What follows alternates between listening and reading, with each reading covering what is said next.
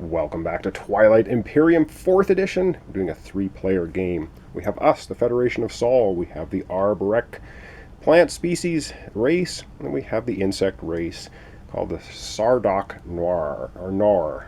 Alright, we're going to continue on. The turn order, of course, is Arborec, then Sardoc Noir, and then Federation of Sol. So we're just going to continue on. We're going to finish off this second and complete round, and we're going to start with an action from the Arborec.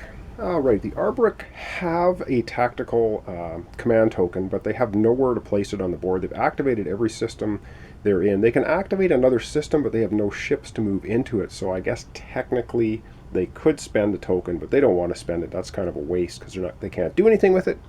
They're going to now do the leadership ability, which is the strategy card, strategy action card for them. So they get to gain 3 command tokens. And then they can spend any amount of influence to gain 1 token for every 3 influence spent, which unfortunately for them they only have 2, so they won't be able to do that. And then as a secondary ability, Federation of Sol and Sardoc Noir can do this. We can spend any amount of influence. We get 1 command token for every 3 spent. We as the Federation of Sol will be doing this. I'm not sure if the Sardoc Noir are going to participate in that one. They may or may not. Doesn't look like they will. Alright, so we're going to take care of this. So what's going to happen here is the Arborec, let's give them their 3 command tokens. Alright, and they can, once they get these tokens, they can rearrange things any way they want. They're going to put 1 in their fleet allocation. Now they can have 4 capital ships in one system at once. They're going to put 1 in the tactics, 1 in the strategy. That leadership card is really nice. It gives you lots of command tokens. It gives you a lot more options of things to do. Alright, we're going to go to Federation of Sol. We are also going to scoop 1 of those by spending 3 influence to do so. And how we're going to do that is we have Raron planet, which is 3 influence in blue here. So we will exhaust that planet, and we will then be able to get 1 token. So we're going to put that in the tactics area. Alright, and the Sardoc Noir are not going to bother taking advantage of that. They could if they want to, but they are not going to. So up next will be Sardoc Noir. They are going to take an action. Alright, long shot again. They are going to spend their 1 remaining command token in their tactical or tactic section to do a tactical action. So let's go to the board and see what it is they want to do. Alright, they are going to activate this system, which has a space dock on it, on Arnor planet. It has a value of 2, so they're able to build 4 units there, and that's what they want to do. They can also move ships into there if they want to, and I think they are going to move, they're going to move the carrier in here, 1 carrier, and is that what they're going to do? No, they're going to leave this carrier. They're going to move the carrier from their homeworld in here, and they're going to take 2 ground forces with them, dump them off on this planet. So they can do that. Movement, because it's movement first, so production is the last thing. So now they're going to produce in this location of space. So we're going to go to their player board and going to see what resources they're going to spend and what units they're going to produce. Alright, so I've laid out the units they are going to build on that space dock. Now they have Sarween tools, which says when 1 or more of your units use production, reduce the combined cost of the units by 1. So normally this would cost 4, 5, 6, 7, 8 production, but because they have Sarween tools, it's only going to cost them 7. So how are they going to pay for that? Well, they're going to pay for it by 3, 4, 5, 6, and 7. Alright, so they're building a Dreadnought, a carrier, 2 fighters. Let's place them on the board. Alright, so they're beefing up the sector of space here, so they're getting a Dreadnought out there. So now all races have Dreadnoughts, a couple of fighters, and they're also putting another carrier. So they have 2 carriers, 3 ground forces, a PDS, space dock, 2 fighters, and a Dreadnought here. And they have 3 capital ships. That's their fleet allotment. They can't have more than 3 at the moment. That was the action for Sardoc Noir. Now we're going to go over to Federation of Sol, and they also get an action. And just one little quick thing, I had not flipped over the politics card once the Sardic Noir in the last episode used it, so it should be flipped over now. It kept showing up here face up, just to clarify that. So all of these strategic action cards have been used now. Alright, Federation of Soul gets to take an action. Alright, for Federation of Soul, we are going to spend our last command token out of the tactic area to do a tactical action on the map. So let's go over there and see what we want to do with our tactical action. And we, as the expansionists, want to scoop up some more real estate. So we're going to activate the Quan system here. We're going to move this carrier with the 2 fighters. Now, we can do this. We have the gravity drive, which gives 1 ship going to this system plus 1 movement. So this ship can move 2. It has the 2 fighters with it. It's going to go 1. We can pick up ground forces on a planet. This system has not been activated, so that's a valid. And 2 to here, where we will then promptly drop them off. And of course, we had the 2 fighter escorts going along with us. And our carriers can hold 6, capacity of 6. So we could have taken all 4 ground forces plus the 2 fighters if we wanted. We're going to now get that planet, so we're going to add that card to our tableau. And we have added Quan here face down to our tableau, which is getting extremely big, which is good, but bad for space considerations. Alright, up next will be the Arbrick for an action. It'll be going Arbrick, Sardic Noir, back to Federation of Soul. Alright, so I've had a quick look at the Arbrick. They are going to pass. They really have nothing else that they can do, or that they want to do. Sardic Noir, likewise, they are also going to pass. They've done everything that they can do, or want to do. And likewise, we're going to come back Federation of Soul. We don't have any other actions we can take either. And so I guess very quickly, we are going to then jump into the status phase. We're going to be following, of course, score objectives, reveal a public objective, draw action cards, remove command tokens, and on and on. So we will now go into the status phase. So this episode, I guess, is going to be relatively short, but I will leave it off ending the complete round 2. So we've got this uneasy alliance here between us and the Arbrick plant race. And we have the bug people starting to build up a bit of forces, but not anything to concern us too much at the moment.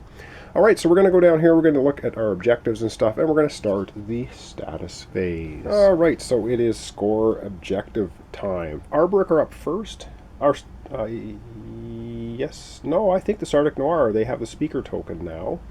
Sardic Noir are up first. Do they have 2 technologies in 2 different colors? No, they don't. They won't be able to get this objective. They can't spend 8 resources. They won't get this one. They can't spend 8 influence. They don't get that one either. Over we go to Federation of Soul. We are going to claim this one. Own 2 technologies in each of 2 colors. We have 2 green now, and we have 2 blue. That's going to give us 1 point. So we're going to surge into the lead in Twilight Imperium 4th edition. And we're going to put one of our tokens, of course, on this card because we have claimed it. And you can only claim an objective card once. We could also claim a secret objective at the same time right now. But our secret objective is own 2 faction technologies. We want to get those developed. We don't have them yet, so we're not going to be able to. Up last, the Sardic Noir. Do they have 2 technologies? Or, sorry, the Arbrick. Do they have 2 technologies in different colors? No, they don't. Do they have 8 resources to spend? No, they don't. Do they have 8 influence to spend? No, they don't. They only have 2, so they will not be scoring any points. Now we go over to reveal the next public objective. And what is our next public objective?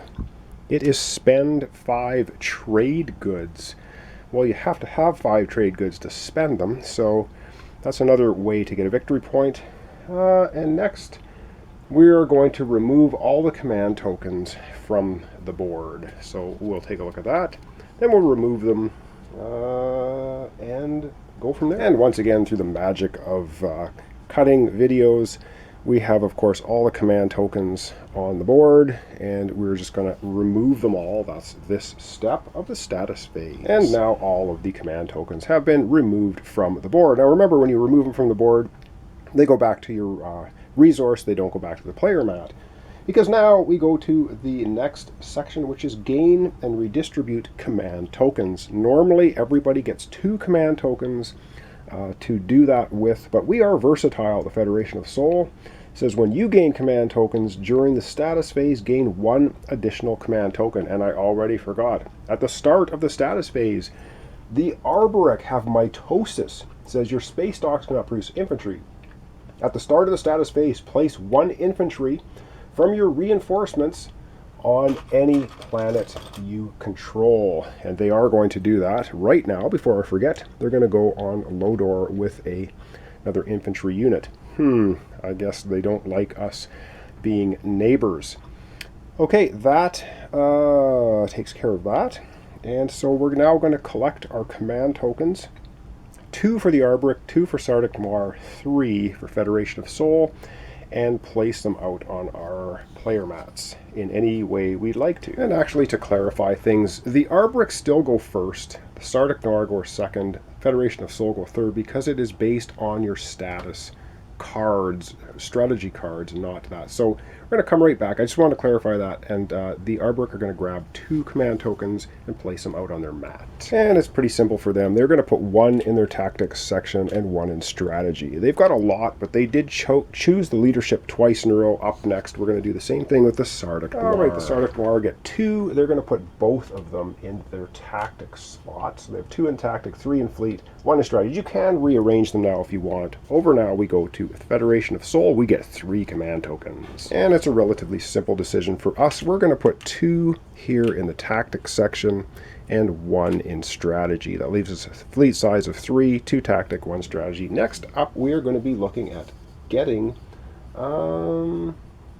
strategy. Oh no, we're going to be looking at getting action cards. And which I've already screwed up the order of the status phase. We were supposed to score objectives, reveal the next public objective, then we're supposed to draw action cards. I kind of jumped over it and did this, but we're going to draw action cards right now. Darn it. Alright, this is just the very top of the action card deck. Arborec are going to get the first action card. The Sardic Noir will get the second one. And because we have neural motivators, during the status phase, draw 2 action cards instead of 1. We're going to take a look at these 2 because we're playing open-handed for Federation of Soul, so we'll come right back and do that. Alright, I'm zoomed out here so we can actually look at our action cards. So we already have 2 action cards previously.